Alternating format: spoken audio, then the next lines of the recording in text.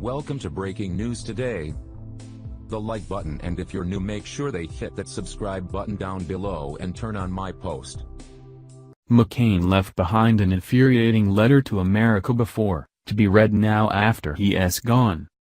Many talking heads in the mainstream media have been quick to canonize him as some sort of warrior statesman.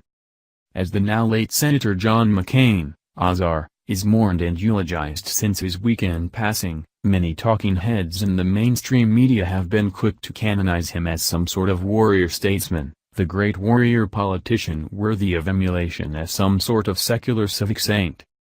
There were two John McCains. One was the fictional, well-curated political image of a straight-talking, principled maverick war hero who disdained politics and partisanship in favor of doing he believed was the right thing.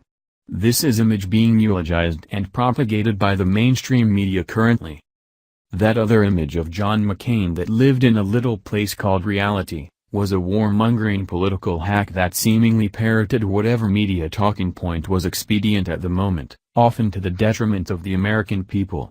One of President Donald Trump's harshest critics and instrumental in the appointment of special counsel Robert Mueller, he hand-delivering the salacious and fictional Steele dossier to former FBI Director James Comey, leading the charge into the investigation into collusion between the Trump campaign and Russia in the 2016 presidential election.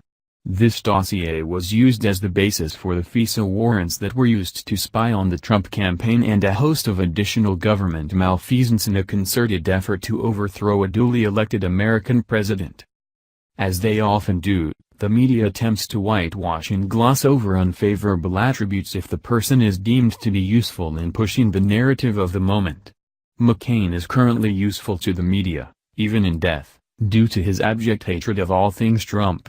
Yet as the media often does as they propagate works of fiction, they seem to forget that research is not just a one-way street and not all of us have short memories.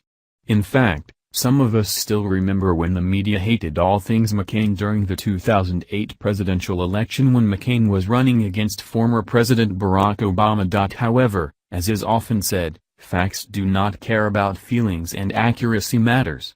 Many have noted throughout the years of McCain's lengthy political career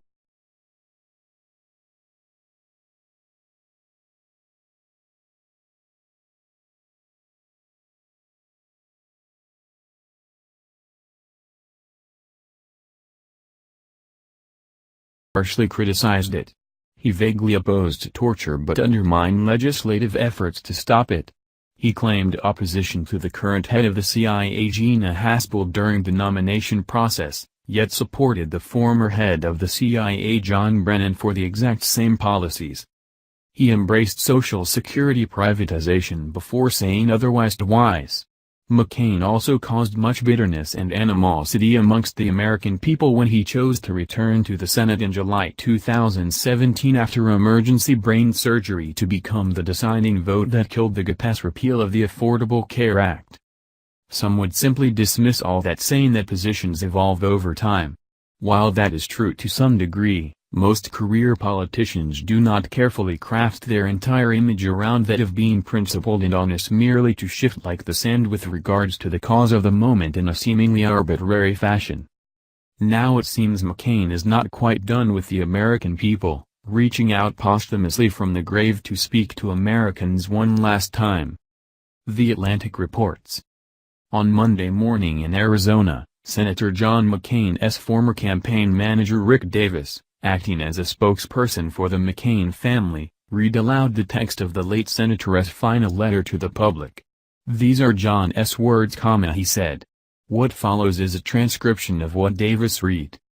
My fellow Americans, whom I have gratefully served for 60 years, and especially my fellow Arizonians, thank you for the privilege of serving you, and for the rewarding life this service in uniform and in public office has allowed me to lead.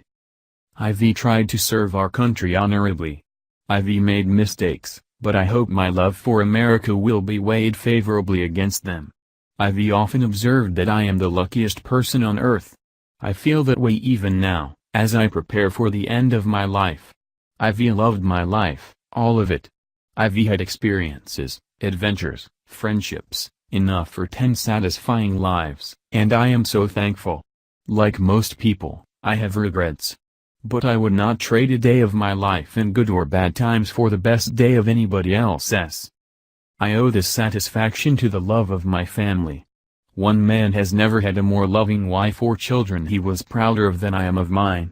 And I owe it to America to be connected to America's causes. Liberty, equal justice, and respect for the dignity of all people brings happiness more sublime than life's fleeting pleasures.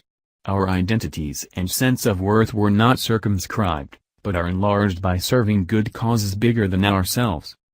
Fellow Americans, that association has meant more to me than any other. I lived and died a proud American. We are citizens of the world's greatest republic, a nation of ideals, not blood and soil. We are blessed and are a blessing to humanity when we uphold and advance those ideals at home and in the world. We have helped liberate more people from tyranny and poverty than ever before in history, and we have acquired great wealth and power in the progress.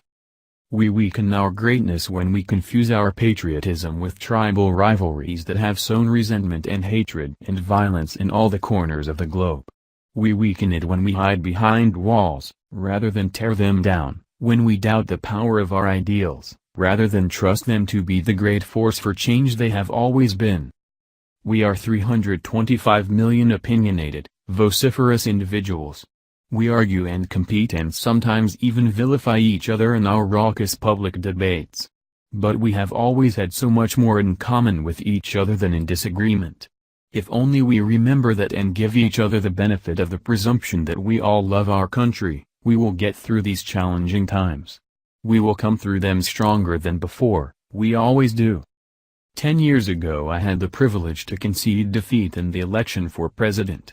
I want to end my farewell to you with heartfelt faith in Americans that I felt so powerfully that evening. I feel it powerfully still. Do not despair of our present difficulties. We believe always in the promise and greatness of America because nothing is inevitable here. Americans never quit, we never surrender, we never hide from history. We make history.